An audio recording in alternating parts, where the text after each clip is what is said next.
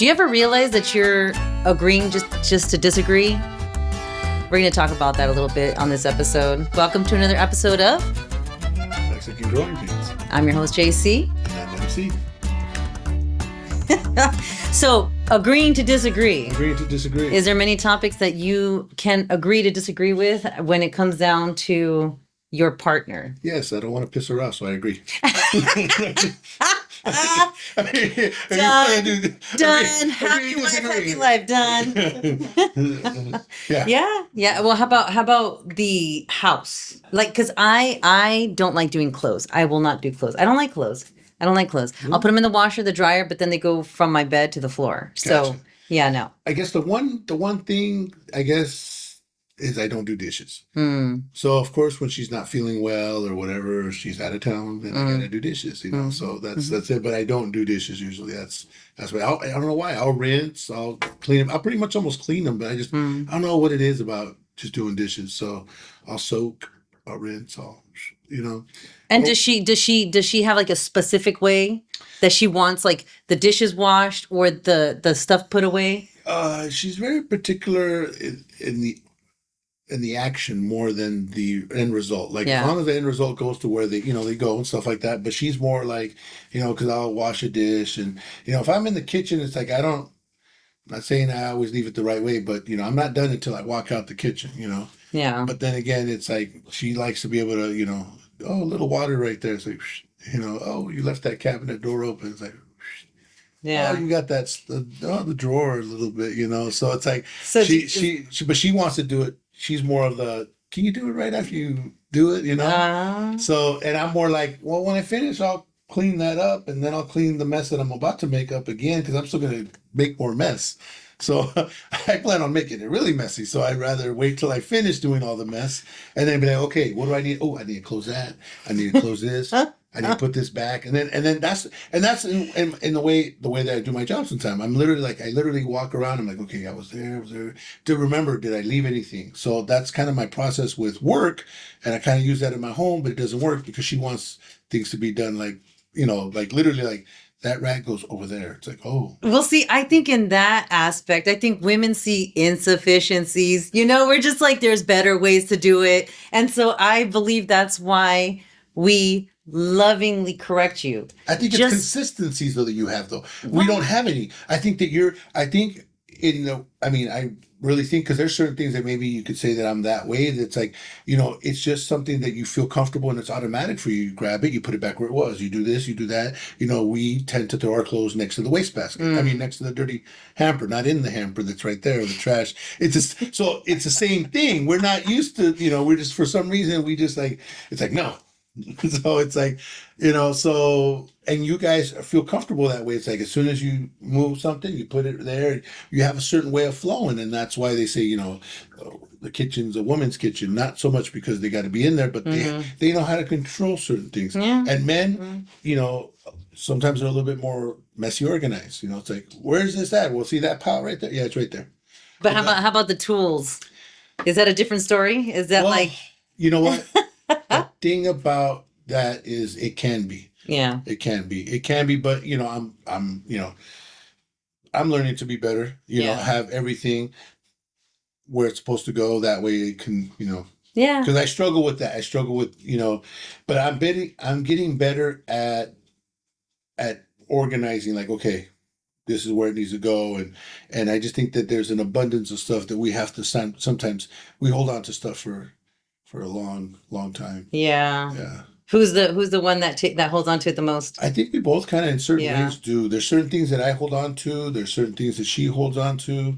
Like maybe if you're, I don't know if it's a Mexican thing or not, but we have a pharmacy in our house. So, I don't know if that, I got you. I got you. That's always how it is, though. It might be about 5 years old, but hey, it's, tú pásatelo. It's all right. You just take one of these. It's all right. It's all right, So it's just one of those things where, and that we can kind of agree to because we, me, myself, am not a big pill taker. I've hurt different, parts of my body and different things. And I just never really took medicine. So I have brand new bottles that I don't use. And when I use it, it's because I really need it. Yeah. So that's something that we kind of agree on. Medicine, sometimes we're like, oh, we need, even though they say if it's too old, it's not as potent. Yeah. So is there something that you and your husband agree to disagree? Oh, yes. Well, a lot. But as far as like the way we live and like the space around us, not so much. I think we're pretty much on the same page when it comes down to that. I think it's more behaviors. I think Behaviors. that's where we can agree to disagree on behaviors. It's the way he says things. That's where we agree to disagree. It's like, why didn't you just come up front with it? Why didn't you just say it like this? Like, that's where we agree to disagree.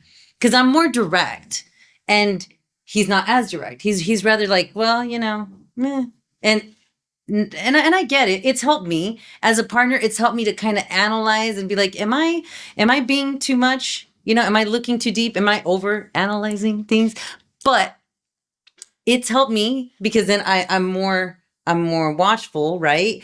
But we still agree to disagree because his behaviors and his actions to behaviors. With me, it's only confrontational when it comes down to the kids because I'm creating, and this is my strategy of life, right? I don't know about your guys, right? But I've got the Mexican genes, the culture was passed down, the control kind of aspect where I'm supposed to bring up my son to marry a woman that would enjoy him like I made him. You know what I mean? Like I'm growing up to be a man that I would want to marry. Remember, we said it's good to make links to keep links going, right? Traditions. And sometimes it's good to chop them and create your own links. And this is a link that I feel like I made in a sense because when I look at it, my mom taught me vanity. She taught me how to be pretty and proper and how to act right. And so, my mom taught me a lot of good stuff when it comes down to that. Shout out to my mom, and I'm hoping to do that with my kids too. But when it comes down to particularly my son, I'm trying to prepare him for another woman that I would like to date. I mean, is that respectful? Yeah, yeah. You picked that up like you felt like you had to do something to be able to look at it a different way because maybe you didn't see it in your surroundings of, No, no. you didn't see it in your surroundings of how to treat a male in your surroundings. Yeah, yeah, no, that's why when I went searching for my husband, like I wanted to show them nothing but love between us. I wanted him to be man enough to show my kids this is how you treat a woman and that's a man's part and a woman is then to help the behavior. So, and I get it. Not always am I right. Sometimes I can overanalyze things, but I do, tell my husband like I want the behavior to be a certain way. So like that's the only thing I will defend, where I'm just like, and so we agree to disagree. Thankfully, as you get older, you start to see a bunch of friends. Like I see a lot of 20-year-olds, young 30-year-olds. Mindsets are so different. Mindsets are so different. And so as I would speak to older men and women, and hear their strategy of life, where they're at and everything, it kind of formed this way of, being with my son. And I think it's good, because there's a balance. Share what some of the things that you feel like you weren't taught, but you think you're teaching that, some good examples. Some good examples is just like cleaning your room, being disciplined. Like he's talking about like wanting to have a certain body build. And so he's disciplining himself to do like workouts, and it's impressive because he's doing it on his own. His room, like he keeps it to a good cleanliness. I wish it was cleaner, but that's the woman part of me. And I'm guiding him through that. And so I'm hoping that when I, tap my husband, he's like, hey, like, come on, let's not smell like a gym here, But so far we're all right. So far Yeah, we're all right. that's definitely a good one. I know that, for us males, sometimes, we're a little unorganized and stuff, and they could be messy and they could Yeah. lead into different things. So that's really important as you want to balance that. You don't want to do too much, but you want to, I mean, we talked about this before. It's like you want to make them feel like they want to do this, and Yes. I think that's the key. Make them feel because us guys sometimes feel like we don't want to. I mean, it's like, why is it? close the hamper's right there, but the clothes is right there, Mm-hmm. and we just don't feel it. You know what I'm saying? And the thing is that you want to make them feel it.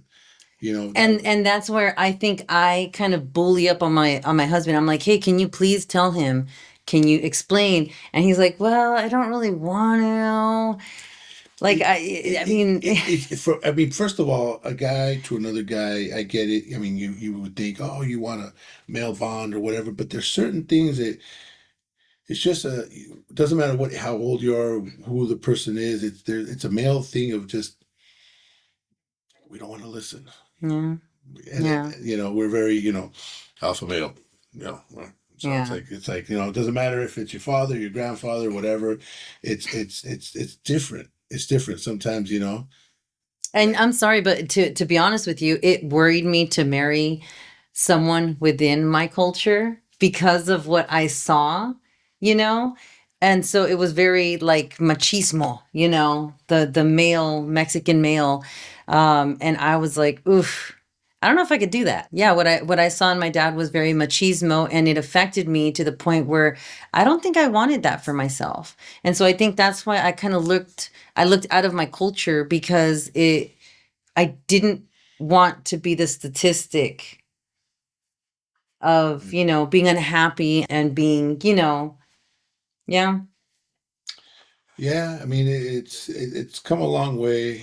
I mean, women have fought for rights and stuff like that, and just like everything else, it's good, and it's just a thought that again, watching my show, right? Watching my show that I watch, things that I learn. It's like it's interesting watching some of these couples get married. The Mm. show, by the way, is Love at First Sight, season 3 now. Are you getting And paid I for was going to this? say we're not plugging this because we're already on that, which we were, but it's we're not getting paid for this. It's very Look, interesting, where are they hiding? but it's very Getting paid interesting for that that. the men in this season the men are paying like they're moving together, and the men are like, well, we're going to be the men, so we're going to pay, we'll pay the majority of it or the whole thing, and it's like Mm. man, it's like I'm not. I mean, to each his own. But then again, it's like you want to make a woman fair, but then you guys, we gotta, you know, then we're like, oh, you're spending too much, and then it's like then it's like you kind of create something again. It has to be fair, Yeah. and I think percentage wise, I think is what would be more important. Of course, if someone's going to school and whatever because they're trying to, I get it. Hey, right now for you, later for me, Yeah. but don't, Yeah. be the fair type of person. But I don't know. I don't know if it's some of these guys are being machistas or they're like, oh, I'll take care of you, but then they expect to be, have the food, and we saw that in last season. There was a guy that was like, I want a woman's woman, but what he really wanted is someone to cook and clean, and Oh my gosh, it's like, yes. And how about those who have spouses that, they get into these agree to disagrees when it comes down to family that is like, because when you have a large family, we get very close. And so and so how families can be a lot. how do you create those boundaries, right? How do you agree to disagree on those issues? That one is tough. I mean, you come from a big family, and I'm sure that it's tough, right? Oh yeah, and if you offend, everybody hears about And it. I mean, I don't know how it is in your family, but if multiple people have different opinions, you kind of don't know which side to be on either, Yeah, yeah. because then you have one family member saying one thing and another one, and you're like, who do you agree with? And yeah, Well, so here's the thing with that, and if you guys want to take my solution, well, that's on you. But I was looking for um happiness, peace, right? And so that meant kind of putting on my shield of my armor of trust, right? And starting to set boundaries, respectfully.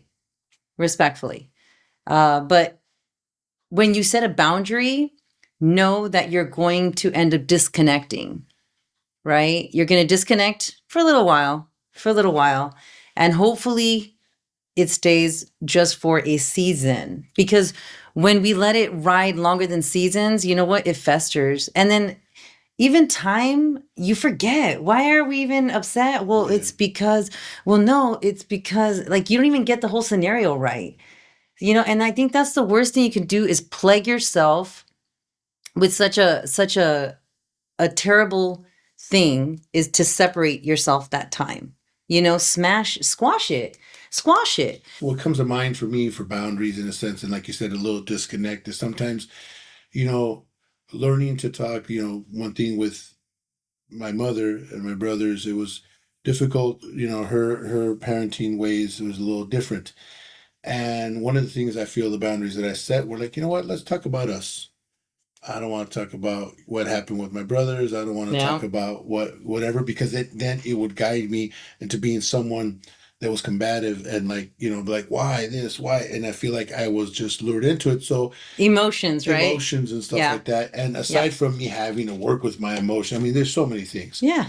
So I feel that sometimes she's like, in a sense, she would say, "Oh, I feel you a little disconnected, with me, like you were before." Yep. I said, "Okay," but I asked her, I said, "Would you rather have that connected person that I was before and how I was, because then I'd be like more outspoken, I would get emotional and stuff like that. And and now we've had good conversations. No one's really getting emotional or we're not getting out of hand. And she agreed that the way that I am now is a little bit better than how I was before because it wasn't so much emotions wasn't all over the place. So it's a good thing. Like I said, it's a good thing to set boundaries sometimes, but there will be a little bit maybe of a disconnect, feeling like we're not involved in anything. But sometimes we not gotta know where to step back a little bit. Absolutely. And let me tell you, pressure can force us to do things that we regret. So always keep your emotions down. It's been so hard for me to discipline, but I'm trying. And so now I'm just like, so I see the flag the first time and I'll be like, okay, I saw that. Now I'm going to keep watching.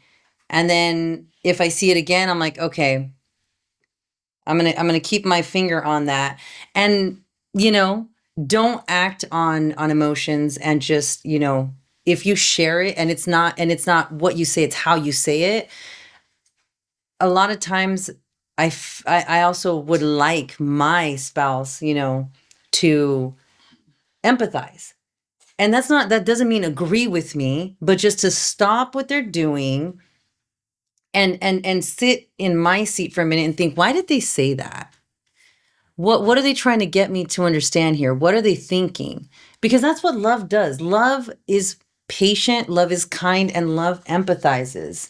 And so I feel like if we do that more in our relationships, it will help a lot more. And then not only that, but also when something is said to me roughly, I always think about the best intent behind it is a good one, right? Mm-hmm.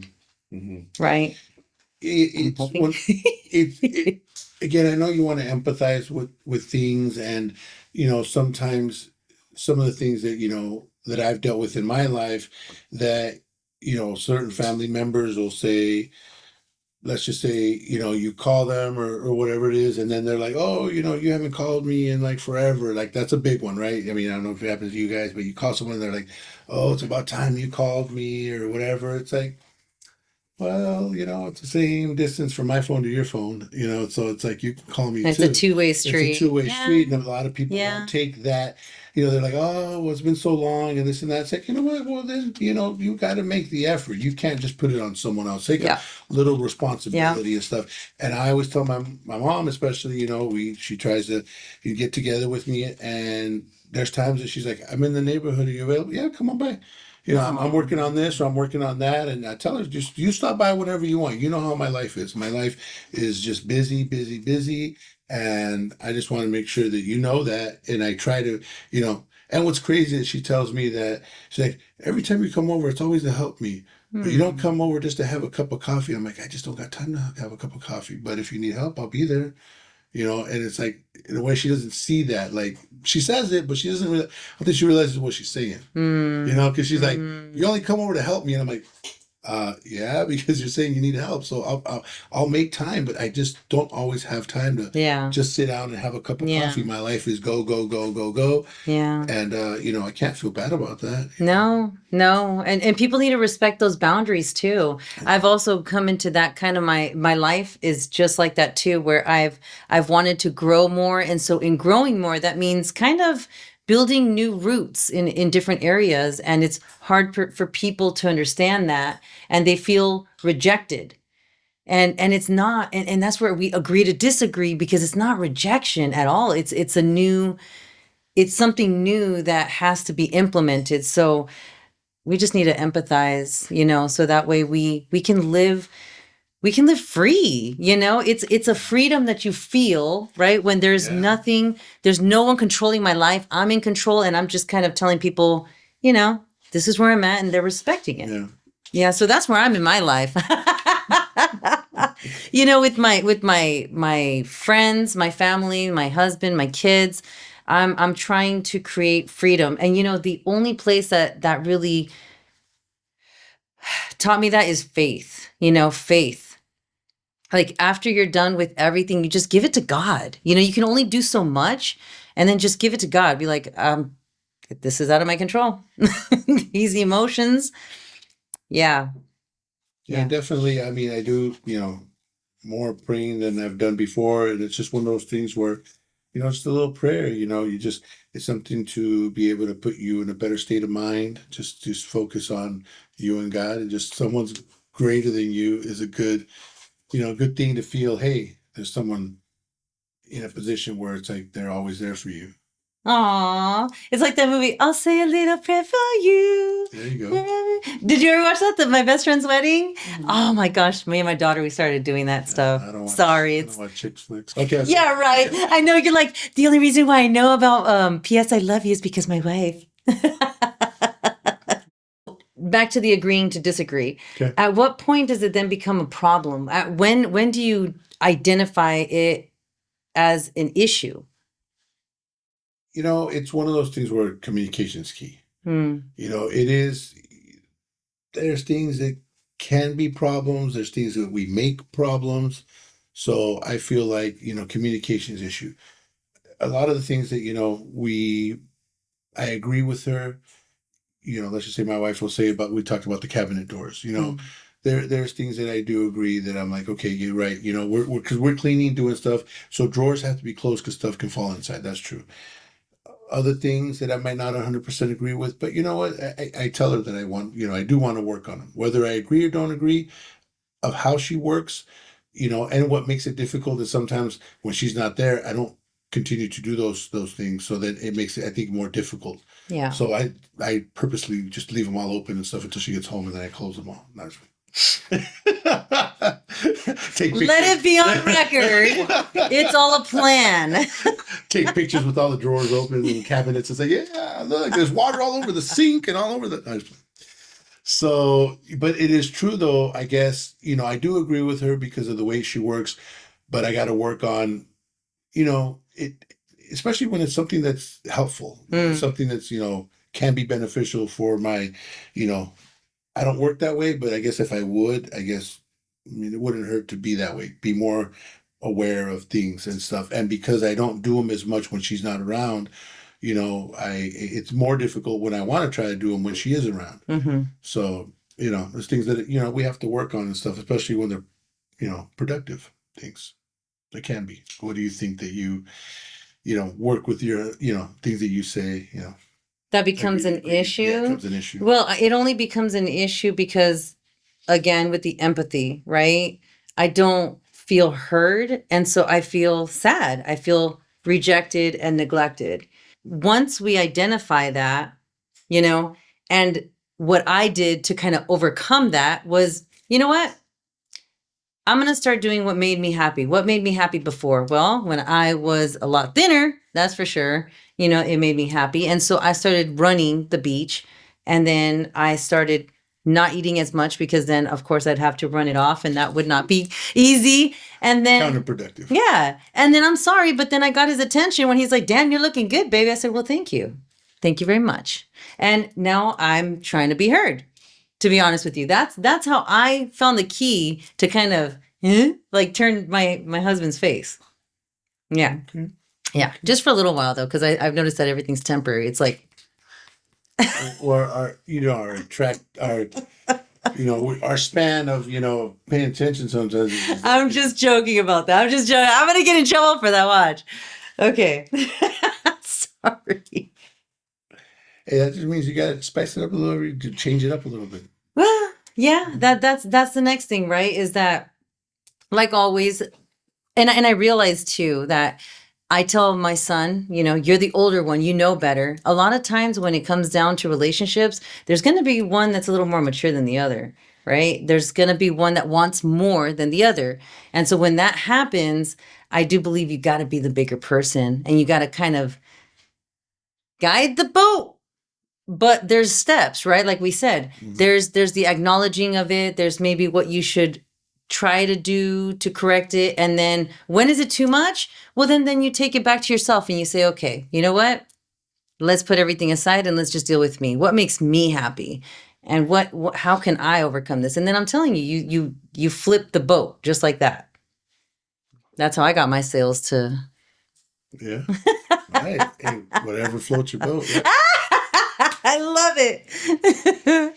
Yes, exactly. So how did you guys flip the boat around? How did you guys deal with agreeing not to disagree, disagree to agree? And those who are married the most, I bet you have a lot more secrets, to share. And because, yeah, I only have well, not even a decade yet. Jeez.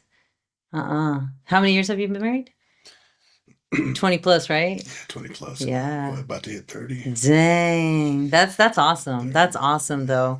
But we need to hear and share the secrets, of how it did happen. And this is where we can start healing and creating better relationships with each other and with everyone around us. It really does. It's like a domino effect. And you know what though? Sometimes, I mean, there's times that, it's like it's been 30 years, almost 28 years. And the thing about it though is it also productive ways, because I feel that there's a lot of throughout the years, I mean, every marriage goes ups and downs and stuff, but I think that sometimes I don't think that we were as productive as we could have been. Because you get distracted. We get distracted. Just an FYI, just a thought. I don't know. We definitely. And I'm saying on both sides, right? Both, one doesn't try, the other one says okay. I give it. One does one thing, one does another. And so again, it's about the productivity. Different things to really make your relationship, because you could be, I feel, in a relationship for 5-10 years and be more productive than someone's been in there for 30 years. Yeah, true. Because it's just that the growth that you can do within a certain amount of time, it's really what you do with that time. Absolutely. And I think that's what's important, right? Because you don't want to be 60 years old and going, how'd you be 60 years old and you're still married? It's like, I just turned my hearing aid down. Yeah, that's not pretty. I mean, let's be honest. I'm not saying it doesn't work. I mean, you could turn it all the way down and you're she could there's no reason to be unhappy. That's so sad. But that's the thing. Sometimes I think that they're okay that way. I mean, they're like, they're the whole sleep in different beds, watch TV in his room, her room. Yeah. I mean, and again, they meet in the kitchen and then, hey, what's up? And then, and maybe at that age it works for them and they're okay with it. There's nothing negative, but is that really being productive? And let me tell you though, you can't let that happen for too long though, because then that's when things creep in. When you guys aren't good together, things creep in through the outside. If you're not loving your man, someone else is going to love your man. If you ain't appreciating your wife, someone else is going to appreciate your wife. So you got to think about those, those little steps that you take and know when a game is too far, Yeah. Or when the pride has run its course, right? Yeah, definitely. I mean, they say, you got to work on yourself, but you can't, you're in a marriage, so it's got to be a balance. You got to work on yourself, work on your marriage, your relationship. So it's got to be a little bit of a balance between, things that you want to do. Yeah, absolutely. Absolutely. But we hope that this gave you guys so much help and maybe keys of understanding of how to improve, as we're improving every day. And visualize, something that might have hit home. You see yourself in the same situation, or it reminds you of something. Maybe you had a situation.